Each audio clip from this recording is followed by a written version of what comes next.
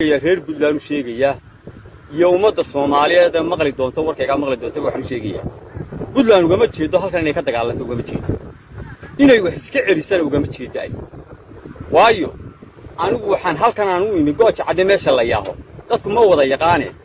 waxa loogu bixiyay gooja cad af Soomaalihan goojada waa la yaqaano geelo markuu rubada dabadu taagayo waa goojiya wuxuu ka goojiyana waa awrka baarqab iyo ninka wada ayuu ka goojiya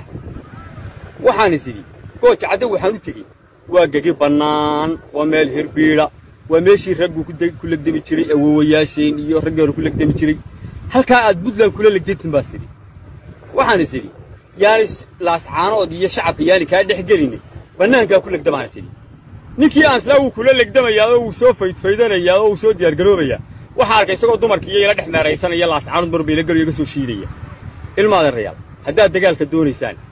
anigu ma arkin inaad dagaal doonaysaan waxaan u arkaa waxa la yiri dawaca waxa aad loogu faaniyay libaaxa baalka aad loogu faaniyay libaaxu waa laayaan libaaxu dadku cuna raggu cuna libaaxa uu tabaarqa buu cuna dunida ba saga kala xiray way u bogtay amaantii libaaxa u bogtay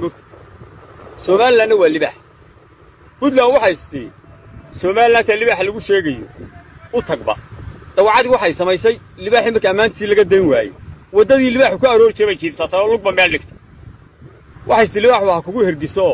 libaax yar oo dhalaho fariida ha ka dhalo iyadoo ina fariida doonaysa libaaxi baa wadadii soo maray waxa ka dawacada yar wadada jiiftay wuxuu ku nin weyn oo uu fahmo wuxuu ku yiri ayaa waa gabadha waxa meesha u jiifsan libaax bay wixiyay ayuun baad uga jeedaa gobol afar ku saaray wadada iska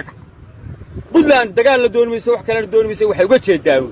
Soomaaliland bal la dagaalamay bari Soomaaliland bal la legdamay Soomaaliland baan is aragnay Soomaaliland baan is eriyay waxa bay uga jeedaa haddii xiniyo kugu jiraan gooja cadaan jooga waa meel banaan waa halkii ilmaadeertii walaalu ku legdami jireen dee kaalay halkii kaalay safarkiina waa dagaal ragtay la soo dheere assalaamu calaykum